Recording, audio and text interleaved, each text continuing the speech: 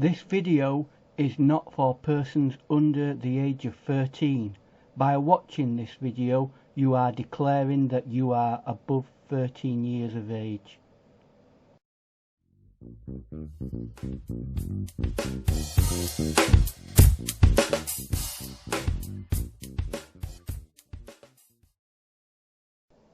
Hello and welcome to today's video.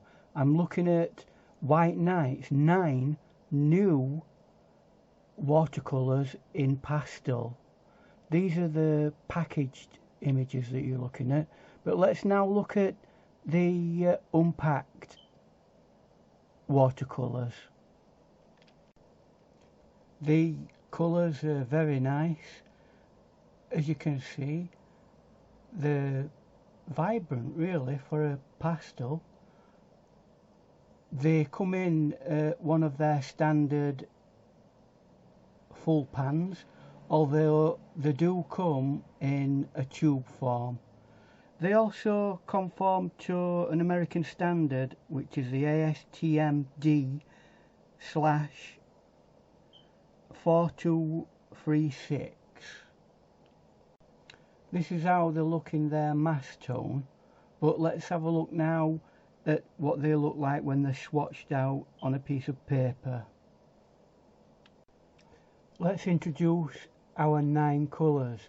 Starting from the top left, it's peach, and then coral, and then rose quartz, pink peony, lilac, and then on the second layer we've got mint, June, lavender and royal blue. One thing they all have in common is the inclusion of a pigment PW6, which to us is titanium white, which obviously makes the paint a lot lighter, the primary colour.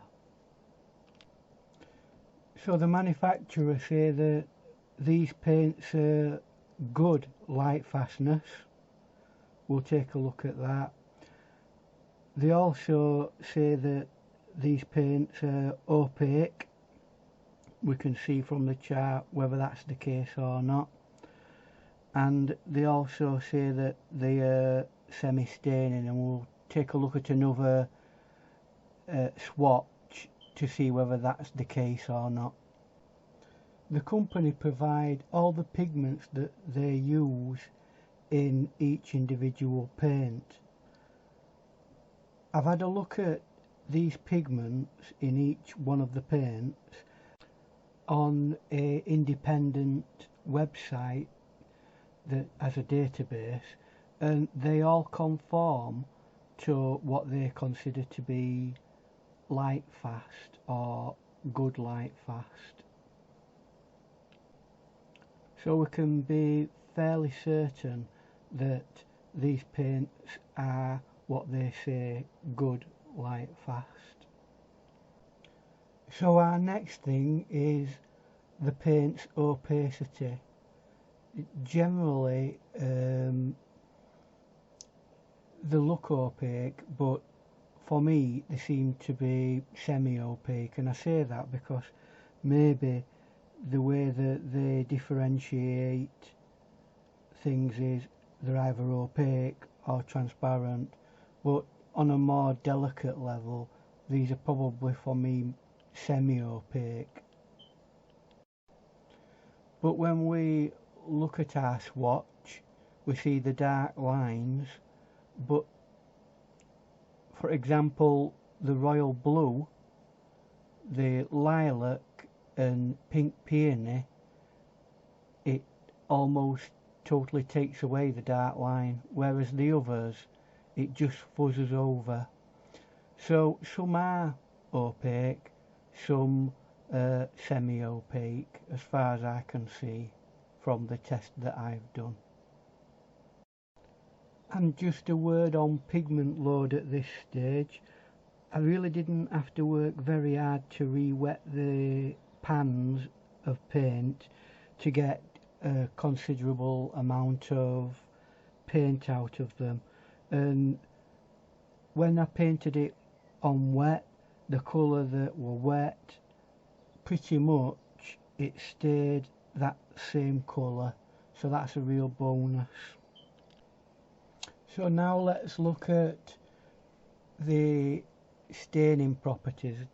The company say that it's semi-staining, which is in the middle really. What I've found by doing the test that you're looking at here, where I put a bit of water across the swatch, is some of them it just does not move at all. You can't get it to lift up, and some of them are ever so slightly.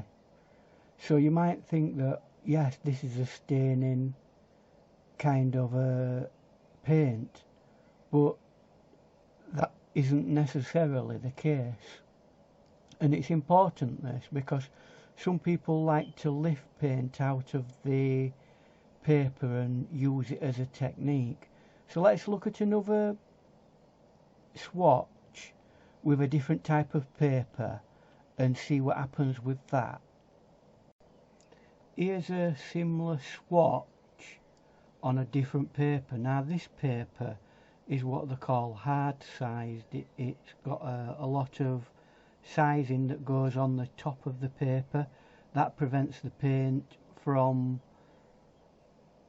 seeping into the paper itself. The paint, it sits on the top of the paper. Now that's the issue. If you have different papers that have different levels of sizing in them, one, it will be easier to get off than the other one.